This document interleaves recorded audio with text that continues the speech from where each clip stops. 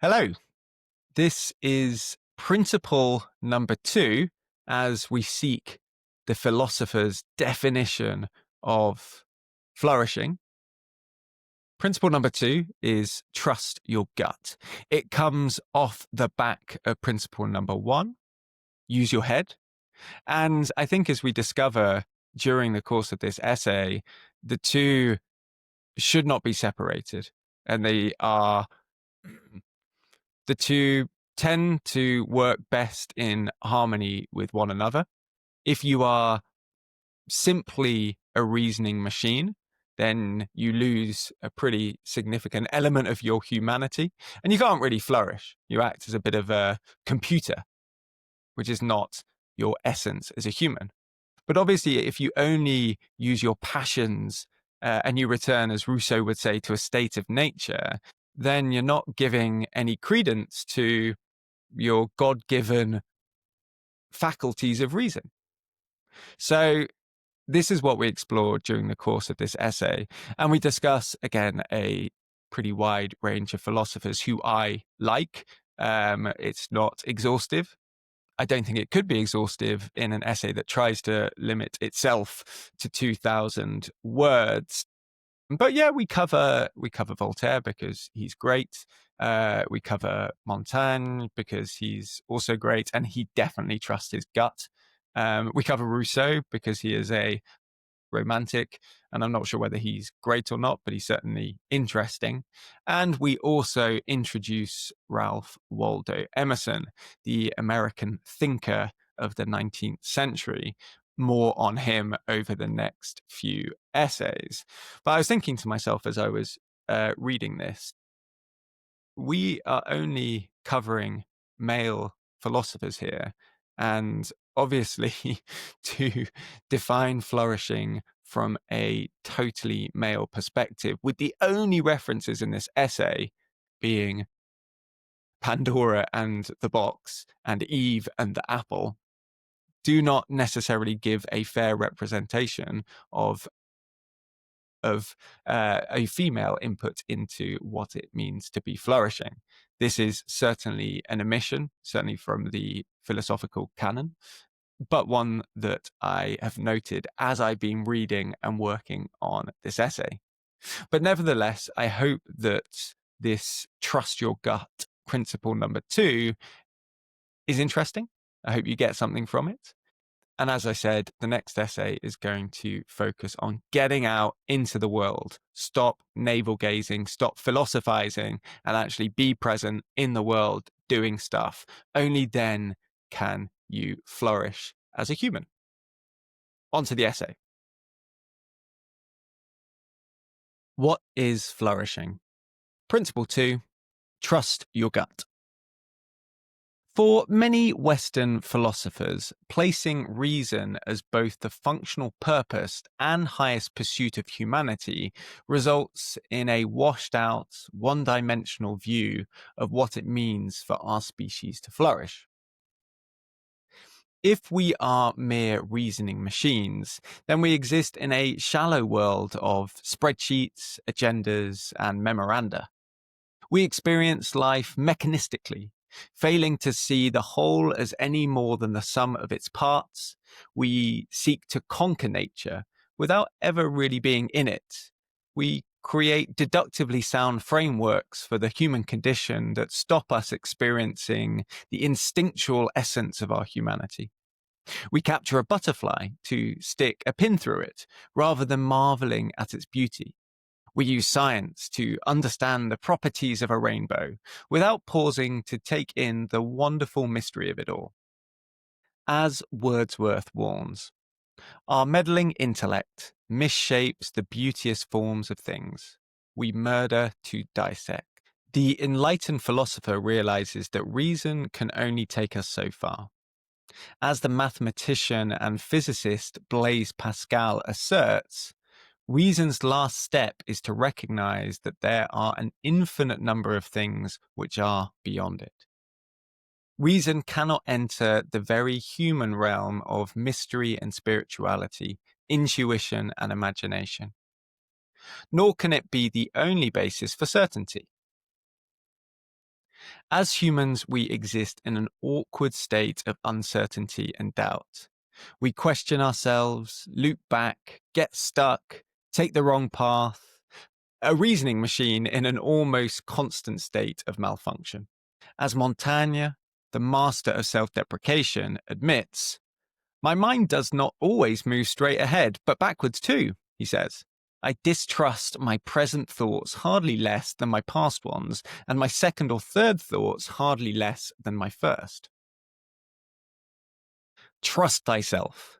Every heart vibrates to that iron string, was Emerson's famous retort to know thyself, the inscription carved on the entrance to the Temple of Apollo at Delphi in ancient Greece. For Emerson, our animating force lies deep within us, through decades of lived experience, millennia of shared knowledge, and millions of years of evolution.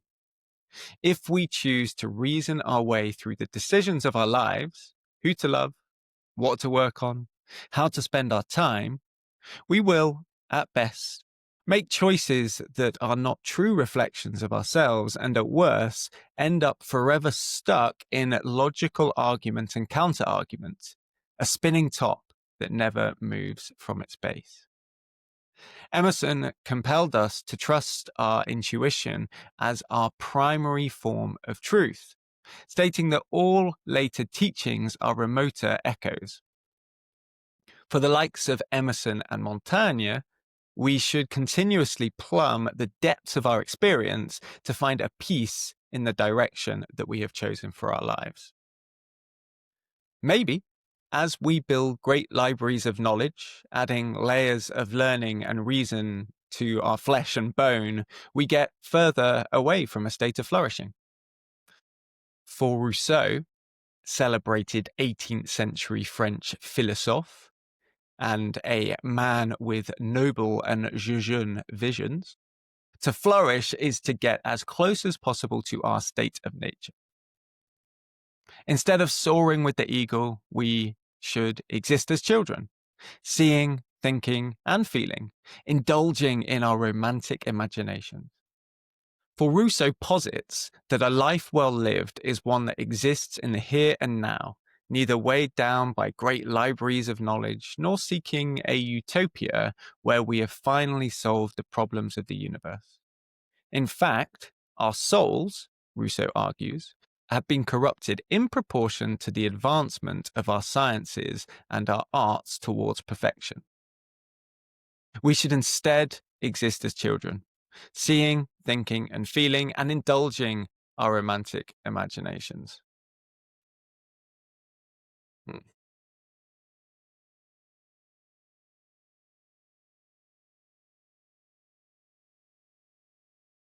For Rousseau, to flourish is to give up trying to reason our way to the answers of life and accept things for what they are.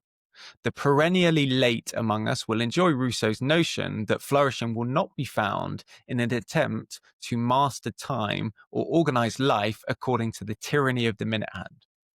Living his philosophy, Rousseau even went so far as to sell his watch.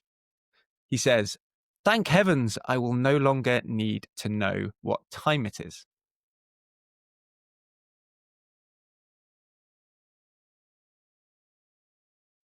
At his most extreme, Rousseau argued against formal education, believing that experience, true empiricism, was the only route to reliable knowledge. Voltaire, writing at the same time, could not countenance Rousseau's heat and fantasy. You see now that Jean-Jacques resembles a philosopher as a monkey resembles a man. When Rousseau sent Voltaire his Discourse on the Origin of Inequality, with its arguments in favor of a return to a state of nature, Voltaire replied, "I have received it, sir, your new book against the human species. Not one has ever been so witty as you are in trying to turn us into brutes. To read your book makes one long to go on all fours." The story of the good Brahmin. Despite his championing of rationality, Voltaire was too aware of the absurdity of certainty not to entertain the role that intuition plays as a necessary means to achieve the state of flourishing. In his 1759 Story of the Good Brahmin, Voltaire meets a learned Brahmin who has been studying these 40 years, yet he knows nothing of himself. He exists in time without knowing what time is. The Brahmin writes, I am composed of matter, I think, but have never been able to satisfy myself what it is that produces thought. I am even ignorant whether my understanding is a simple faculty I possess, like that of walking or digesting, or if I think with my head in the same manner as I take hold of a thing with my hands. I am not only thus in the dark with relation to the principles of thoughts, but the principles of my motion are entirely unknown to me. I do not know why I exist, and yet I am applied to every day for a solution of the enigma. I must return an answer, but can say nothing satisfactory on the subject. I talk a great deal, and when I have done speaking, remain confounded and ashamed of what I have said. The Brahmin finds his condition humiliating. He goes to his house full of curiosity in an attempt to solve some of the things that have been vexing him. But his books only serve to bewilder him further. He concludes that for all his learning, I neither know from whence I can, what I am, whither I shall go, or what is to become of me. In the story, the very same day, Voltaire has a conversation with an old woman, asking her whether she has ever been unhappy for not understanding how her soul was made. The peasant woman has not, for the briefest moment in her life, thought about these subjects with which the good Brahmin has so tormented himself. She believed from the bottom of her heart in the metamorphosis of her god Vishnu, and provided that she could get some of the sacred water of the Ganges in which to make her ablutions, she thought herself the happiest of women. Voltaire then returns to the Brahmin, asking, Are you not ashamed to be thus miserable when not 50 yards away from you there is an old automaton who thinks of nothing and lives contented? The Brahmin replies, I have said to myself 1,000 times that I should be happy if I were but as ignorant as my old neighbor, and yet it is a happiness I do not desire. This sends Voltaire into a tailspin. The reply of the Brahmin making a greater impression than anything that has passed. By the end of the story, Voltaire seeks counsel from his literary friends on whether they believe reason is the only route to true happiness, and whether blissful ignorance is indeed a shallow facsimile of hard-earned happiness, all the while trying to convince himself that he should not wish to be happy on the condition of being ignorant. But ultimately, Voltaire acknowledges that those who overthink or try to dissect with reason, like the good Brahmin, are never certain of their understanding, whereas those who are contented with their condition are sure of that content. Pondering further, Voltaire comes to a wonderful conclusion which just about sums up the entirety of moral philosophy. But after mature reflection upon this subject, I still thought there was great madness in preferring reason to happiness. How is this contradiction to be explained? Like all other questions, a great deal may be said about it. The story of the good Brahmin articulates Voltaire's struggle to arrive at a satisfactory argument for the purpose of reason as a means to achieving the ends of happiness in the face of an undeniable truth, that this end can, possibly, be so easily achieved by not thinking, embodied by the peasant woman in the story who is happy simply to believe and is not trying to master the universe through her limited faculties. Here we see a definitional struggle between contentment, happiness, and its close neighbor, flourishing. Voltaire seems to be searching for a conclusion which places contentment within the realm of the poor soul, not tormented with the desire of learning or of glory, who has no interest in striving for a higher dimension of meaning, which can, according to Voltaire, only be achieved through reason. Like Pandora opening her casket, or Eve taking a bite from the apple. Once the possibilities that are revealed through curiosity, reason, and knowledge become apparent, the kind of happiness that results from ignorance is no longer possible. As Voltaire states, if I had pursued my first vocation and had neither read nor written, I would doubtless have been happier. However, if letters were abolished now, I would be deprived of the only pleasure remaining to me. A state of flourishing is not one of extremes. As humans, we exist comfortably in temperate climates with just about enough of the things of life to keep us going. To flourish, we should be neither reasoning engines or animals, living in a state of nature.